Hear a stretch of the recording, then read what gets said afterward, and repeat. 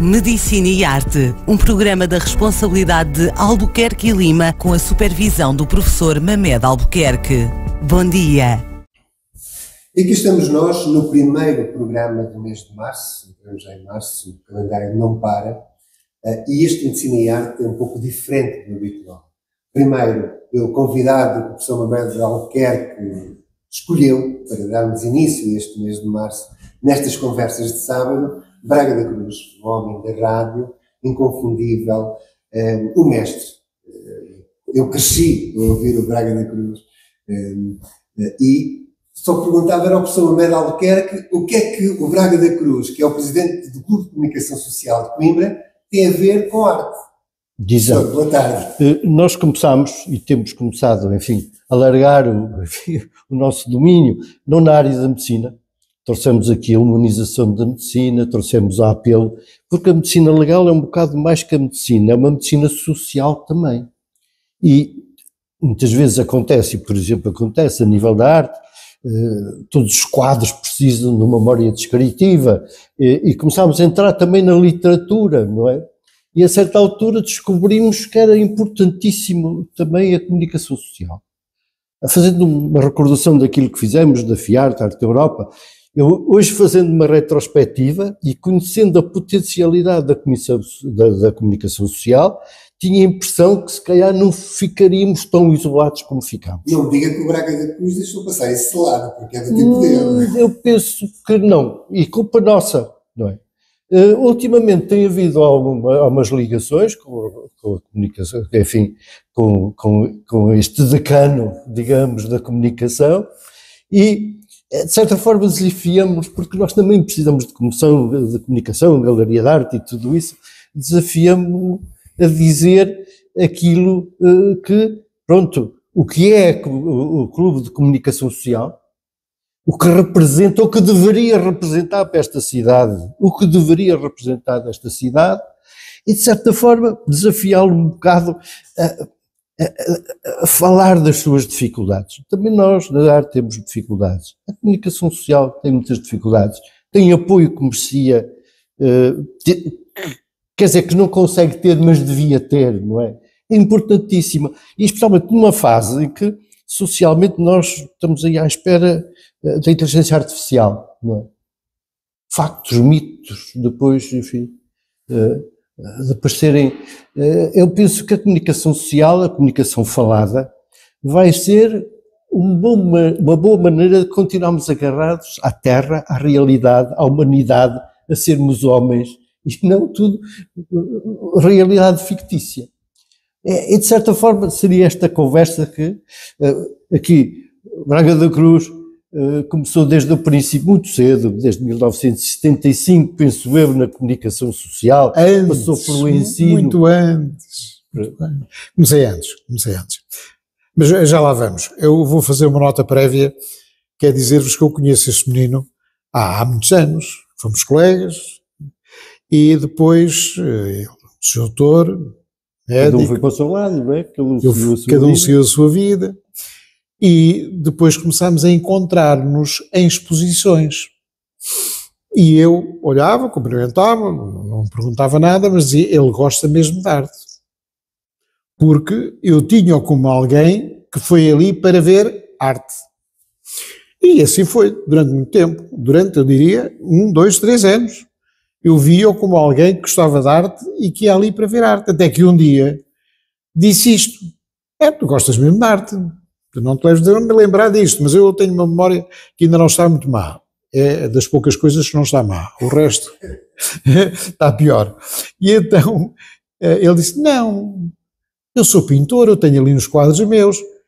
És pintor, assim já entendo porque é que eu te encontro nas exposições. E passámos a dar e a encontrar mais vezes, até porque nós, anualmente, no clube fazemos uma exposição que tem sido no Museu da Água e que terminou há pouco tempo e é organizada pelo Vítor Costa, que tem uma proximidade também grande aqui com o meu querido amigo Mamed, que faz o favor de ser meu amigo.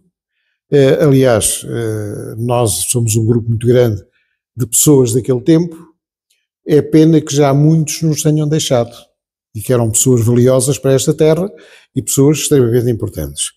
Eu, naturalmente, segui uma carreira completamente diferente, desempenhei mais que uma profissão, fui dos poucos que tive a sorte na vida, eu digo sempre, de fazer quando quis aquilo que eu quis fazer.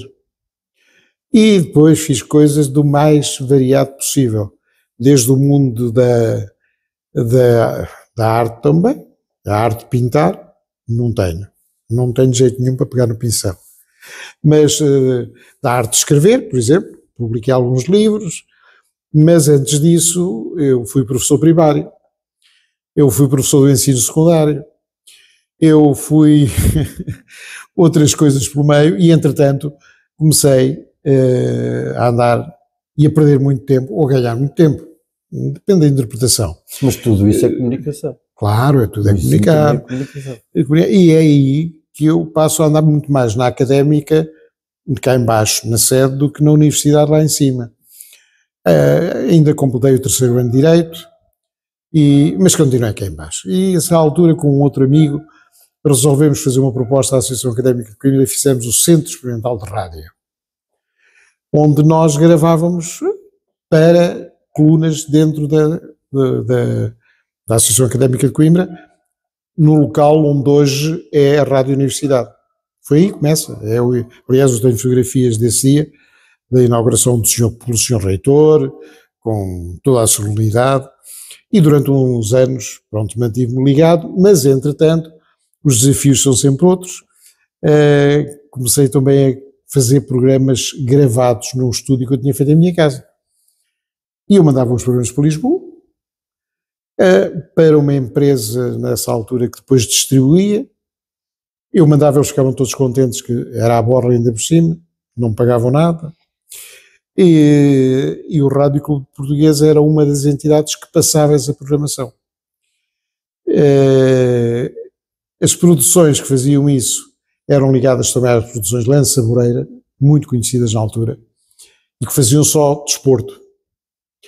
E um dia eu encontrei o Lança Moreira, que viria a morrer pouco tempo depois, ficando o filho e a esposa a tomar conta das Lança Moreira Produções. E eles convidaram um dia, convidaram-me, então, não quero fazer umas coisas lá nos futebols e tal. Eu disse, eu nunca fiz, mas bem, vou fazer. Então, eu andei durante uns meses, meio ano, aqui no Estádio Municipal de Coimbra, a ler publicidade para a rádio, porque naquela altura não havia jingles, não havia botões para carregar, a publicidade era lida no próprio campo. E eu vinha ao Relator de Lisboa e eu lia a publicidade, só tucur. Passou o tempo e um dia vou a Lisboa e a esposa que estava lá, a mulher de Lança Moreira, disse, olha, há um jogo para a semana em Leiria, para uma final, não temos ninguém para lá mandar, não quero fazer o jogo. Mas eu não sei se sei fazer, não sei. Nunca fiz, não sei. Mas assim foi, fui a Leiria e em Leiria fiz a final na íntegra, aquilo era uma coisa, é diferente de hoje. Nós não tínhamos na altura um pivô de emissão, nós é que fazíamos a coordenação total, e depois, quando também não havia quem lesse publicidade, também líamos a publicidade, isto realmente era completamente diferente. E o som também era diferente, ouviam-se menos as janeiras, quando caía a linha, era um aborrecimento. Depois desse jogo, passei a ser nomeado todas as semanas para fazer um jogo, e assim foi. Depois de trabalhar para a produção de Lança Moreira, ainda durante muito tempo, fiz relatos nessa altura para o Norte Reunidos, para a Rádio Voz de Lisboa, para a Rádio Renascença, aquela gente toda, mas eu tinha um programa que tinha, entretanto, começado com essa tal primeiro contacto que tive em Lisboa. Eles tinham programas no Rádio Clube Português e eu comecei a fazer para lá também. Tinha um programa lá. E um dia vou a Lisboa e eles convidam-me para ir para o Rádio Clube Português, porque a Lança Moreira também transmitia no Rádio Clube Português. Achei piada. Para mim, tanto se me dá fazer para um como para o outro. A Lança-Moreira é que me continua a pagar, não era? Não, nós fazemos contrato consigo, pagamos nós. Está bem, pronto. E assim começa aí, efetivamente, a minha carreira na comunicação social mais a sério. Já com o estatuto.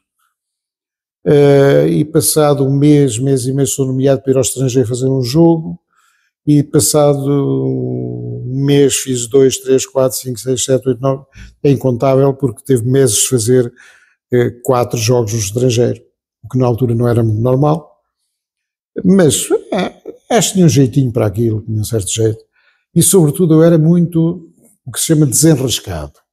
Para já eu falava as línguas todas. Nunca falaste as línguas todas. Eu falava as línguas todas. Nós com as mãos, isso é comunicação. Com o gesto, a comunicação, eu comunicava, falava com as e não tinha nunca problemas, comigo não havia problemas no estrangeiro. E se não havia técnico, eu levava quase sempre um kitzinho com material, fazia eu o material, montava o material, fazia o relato, as coisas comigo nunca falhavam. E pronto, foram uns anos, uma década. Talvez os anos 80, 90, talvez, os 80, 90, em que eu fiz, todos aqueles relatos que eram de grande impacto, era o tal, lá de Coimbra, que em Lisboa não gostam de ninguém de Coimbra, não sei porquê, há qualquer coisa ali, um síndrome que os leva a não gostar muito de Coimbra, em todas as coisas, para resolver qualquer coisa. E quando há qualquer coisa para vir para Coimbra, olha, agora os tribunais estão aí, para ir para Coimbra há não sei quanto tempo, qualquer coisa, essa é uma dificuldade. A RDP em Coimbra não funciona, por exemplo, é um caso concreto. Sim. Quando eu de lá saí, deixei 17 horas de emissão diária feita de Coimbra, mais 2 madrugadas por semana para o nacional, mais o diário, 2 horas para o internacional, mais nos emissores locais, não sei quantas horas. Bom, era isto que nós tínhamos aqui, e hoje temos, acho que uns minutos de vez em quando. Mas é de vez em quando, uns minutos. Uma coisa que me entristece muito, eu tinha nós ganhávamos na altura paixão pelas empresas onde estávamos e dedicávamos. E consegui fazer alguma coisa, tendo estado presente nessa altura, naqueles cenários que eram mais importantes. Eu nunca mais me esqueço do Rússia e Portugal, em que Portugal leva 4-0, em que houve histórias lindas, e que eu não tenho tempo, por isso não os vou contar, porque senão era meia hora a contar histórias, com uma equipa, por acaso com mais gente de Coimbra também, estava o Formidável, por exemplo, Formidável, estava lá, para tirar as suas fotografias, mas essa eu conto, não conto a outra história do Formidável, mas esta eu conto porque é giríssimo. Todos nós fomos fazer a sua inscrição lá nos órgãos e a credenciação lá na Federação Russa. Dissemos-lhe, Formidável, olha que nós vamos fazer, tá bem. Fomos todos menos ele não foi. Para o jogo, lá uma caminhonete, uma carrinha, foi-nos levar. Todos, e ele também. Todos com as suas credenciais e tal. Eu não tenho, dizia ele. Pois não, tu não vieste connosco, tu é que sabes. Até que estivemos ali um bocado, e ele, e agora? Então como é que eu faço o jogo? Não faço o jogo. Aquilo era no Estádio Olímpico de Moscovo. Aliás, a primeira vez que eu tive câmaras de televisão para eu ver e pôr, atrasar, parar, ver a jogada de novo, etc. Nunca tinha estado num sítio assim. Era um espetáculo. E o Formidável desapareceu.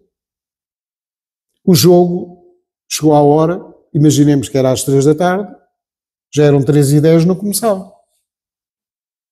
E aquilo era muito alto, tinha que se olhar lá para baixo, vejo o Formidável no meio do campo a tirar fotografias aos jogadores.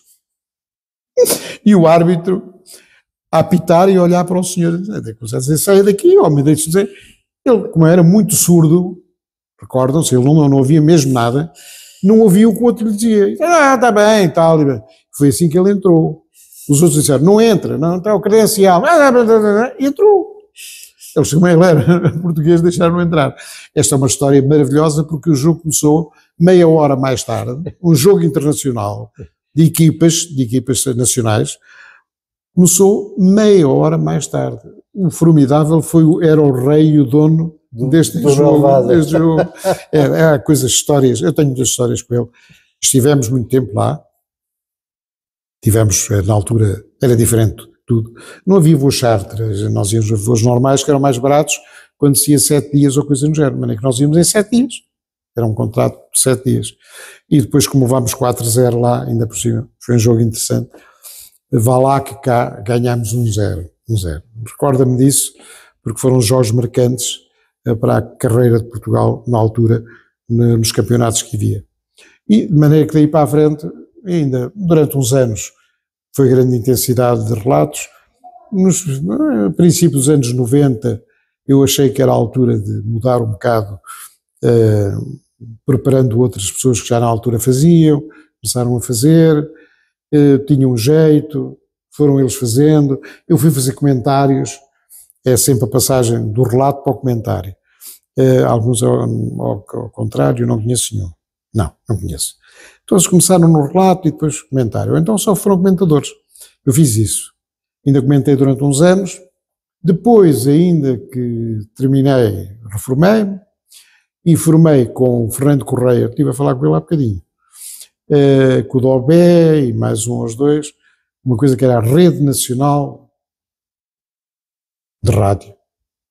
Deveria ser o nome, mais ou menos este. Se não era este, mais coisa, menos coisa. E então fazíamos semanalmente pelo menos 3 relatos em cadeia.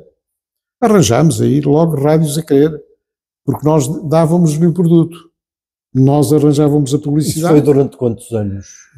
4 anitos. Já depois de ter saído da RDP? Sim, já depois de ter saído da RDP. Entretanto, aquilo, havia um patrocinador muito bom que deixou de dar o patrocínio e acabou. Resolvemos acabar. Vamos acabar. Acabou. Há um interesse que havia já. Resolvi nessa altura ir para delegado da Liga Portuguesa de Futebol. E durante 4 anos, 5 anos, fui delegado da Liga, o que me deu uma experiência diferente do futebol, que é outra, é de lá dentro. Eu já tinha de lá estado dentro, mas como diretor de clube, que era diferente, fui vice-presidente da Académica durante um mandato, com o Dr. Moreno. Ali não, ali era saber como é que as coisas se faziam, se trabalhavam, como é que lá dentro se falava. Por isso é o que eu critico muito hoje, quando as pessoas estavam a falar dos árbitros, e se vocês ouvissem o que eles dizem, não ouvem, por isso é que eles não deixam transmitir o som, porque aquela linguagem que nós utilizamos e que é normal, dentro do campo, não é a mesma. Por isso é que nós às vezes vimos com a mão na boca. Alguma coisa quer dizer, se eles falassem normalmente não tinha mal nenhum. Mas é que às vezes a má língua, eu vou-lhe chamar assim, não é só dos jogadores, é também dos árbitros, ou é até mais dos árbitros do que dos jogadores. E aquilo transforma-se assim num mundo um bocado esquisito. Mas aprendi muito. Aprendi alguns truques que na altura se faziam e que hoje se continuam a fazer, como é que se compravam os árbitros. Como é que é? Se compravam os árbitros. Eu disse, bem, eu já posso assumir isto, porque são casos que já se passaram mais de 20 anos. Já prescreveu. Quer dizer que isso hoje prescreveu. É verdade. Hoje já nos conta. Não sei. Se eu fosse de hoje não contava. Eu conto porque já tem mais de 20 anos, já prescreveu. Infelizmente alguns já faleceram, de que eu até era muito amigo e que eu sempre tive talvez da relação que tinha com eles, eu tinha uma belíssima relação com todos os árbitros. E eu fazia críticas, e eles contavam umas histórias. E quando estão entre eles, contam as histórias dos outros. Nunca é deles. Eles não têm histórias nenhuma. Agora, aquele, havias de ver o Mercedes que ele recebeu de fulano de tal, quando foi do jogo de tal, contavam tudo. E outras histórias engraçadas. Mas essas eu já escrevi algumas, já foram publicadas em livro, e outras estou a pensar algumas, se as vou contar ou não, porque na altura em que eu publiquei o livro ainda não podia contar estas histórias, porque a maior parte delas ainda tinha intervenientes que estavam no ativo e vivos. Agora também que já cá não estão, também já não lhes faz muita diferença se eu contar as histórias. Fica para a história, e foram histórias verdadeiras. É um problema de comunicação. Como sabe, a rádio tem uma coisa terrível.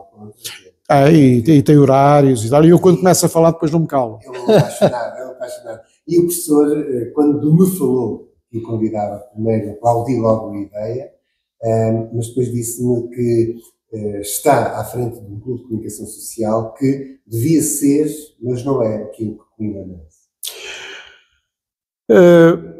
Eu diria que o Clube da Comunicação Social é uma ideia magnífica que surgiu por um grupo, à altura, que era um excelente grupo, jovem, cheio de ideias, e que depois, através dos tempos, eles foram saindo. Estamos a falar de 1983, se não estou em erro.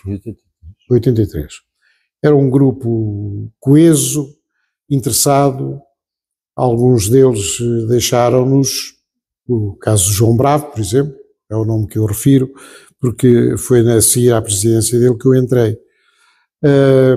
O interesse das pessoas é dos mais velhos, continua, hoje não há na comunicação social, raramente aparecem novos, eu continuo a ver as mesmas caras, porque a renovação, por falta, não é de interesse, é porque os jornais passaram a ser uma coisa que não é rentável, e por isso é que fecharam algumas rádios aconteceu-lhes o mesmo, e nós passámos a ter de vez em quando sócios, ainda que alargássemos, digamos, a plataforma de associados, que hoje o clube tem lá escrito, todos os que comunicam podem ser sócios. Um pintor pode ser sócio porque é comunicador, comunica. O escritor pode ser sócio porque escreve e comunica. Portanto, todo o comunicador pode ser sócio do Clube da Comunicação Social. Temos algumas pessoas muito interessadas e que trabalham no clube. O Vítor Costa, por exemplo, ele organiza coisas no clube. E depois temos outros, sei lá, o Francisco Andrade, o moço que trabalha na Rádio Universidade, o Rui. Temos esse não é o Brasfemos, que também colabora connosco. Temos algo que fazem programas mesmo. E depois temos outras ações em que participamos porque nos convidam a participar. E nós temos um problema que é não termos gente que nos represente. Há uma verdade. Também houve um Covid que também tocou ao Clube da Comunicação Social como a outros. Nós tivemos sócios que estavam habituados a aparecer, a ir, a estar, passeavam por uma ou duas vezes por semana, conversavam, fazíamos uns jantares e umas coisas, e foi-se perdendo isso. Estávamos a tentar recuperar, a seguir, agora no princípio do ano, vamos ter algumas iniciativas, vamos fazer uma eleição e tentar reavivar o espírito, pelo menos, se não for tão ativo como era, mas que pelo menos não morra. Eu gostaria que este menino que se chama Clube da Comunicação Social não morresse comigo ou que eu não o visse morrer. Gostava que ele tivesse gente nova, isso sim. É pena que os novos não apareçam, porque os únicos que apareceram foram lá e disseram que gostavam muito, sei lá, de rádio, e gostavam de fazer rádio, e eu tenho paixão pela rádio. Eu disse, mas vocês apareçam, ponham programas que eu arranjo sítio onde é transmitido, não é nada difícil. Porque vocês sabem, na rádio, que a produção de programas é a coisa mais complicada das pequenas rádios. Porque o resto, meter música ou meter um noticiário, faz-se bem. Agora fazer entrevistas diariamente e ter pessoas a poderem pactuar e estar connosco é complicado. Fica, de certa forma, este desafio, não é? Mas eu conto o resto. É que esses moços estiveram lá, foram convidados a aparecer, podem aparecer sempre que queiram. Somente quando me disseram, e quanto é que recebemos cada programa? Eu disse, ri-me e disse, olha, o ordenado é igual ao meu. Exatamente o mesmo que eu ganho pelos programas. Se vocês quiserem as condições, mas quanto é que é? Nada. Eu nunca recebi por nada no Clube da Comunicação Social. Antes, pelo contrário, procuramos é ter ideias e projetá-las, algumas que são ignoradas totalmente, porque não são também para ser divulgadas, da ordem social. Nós fazemos muitas coisas de ordem social e participamos em muitas coisas de ordem social, mas também não tenho muito interesse em divulgar. Não tem interesse. Para nós não tem interesse nenhum. Há pouco, esta entrevista com o doutor que eu referi já, que é realmente uma pessoa muito interessada, foi por causa disso. São coisas da área social que nós, hoje, ficamos também a apoiar. Vamos ter um protocolo, nós temos muitos protocolos firmados aí com instituições, em Coimbra então, por exemplo o ESEC, que fica aqui perto, onde estagiaram muitos, eram bons. E neste momento, inclusivamente, existe uma licenciatura, existe um mestrado. Claro. Portanto, fica feito o desafio, não é? Quando quiserem aparecer, teremos muito gosto. Urbanização de Loreto, loja 2, não, bloco 2, loja 11. É a mesma coisa, é no mesmo bloco. Está lá. Muito obrigado. Eu é que te agradeço. Por desceres lá do Loreto até este espaço. A este bairro magnífico. Exato. E é esta galeria que tem aqui uns quadros muito bonitos. Eu não sou colecionador, mas fiquei muito satisfeito por alguém que faleceu há pouco tempo e que nós, na altura, desculpem eu dizer isto, mas eu sei que temos de terminar, porque já está o tempo terminado, e que foi jogador da Académica e que veio para cá no meu tempo, conseguiu ter uma carreira magnífica como selecionador, o Artur Jorge, e que, sendo um apaixonado pela arte, conseguiu sobreviver os últimos anos. Se não fosse a arte, ele não tinha sobrevivido. Porque ele comprava os quadros, tinha os quadros, e nós dizíamos que ele era maluquinho. É verdade. E sei que os últimos anos, se não fosse a venda que ele foi fazendo dos quadros, não tinha sobrevivido. Portanto, foi um ótimo investimento que ele fez, sendo na altura criticado. Coisas que acontecem. Até para a semana. Até para a semana. Acabou de ouvir Medicina e Arte, um programa da responsabilidade de Albuquerque e Lima, com a supervisão do professor Mamed Albuquerque. Esperamos que tenha gostado. Bom fim de semana.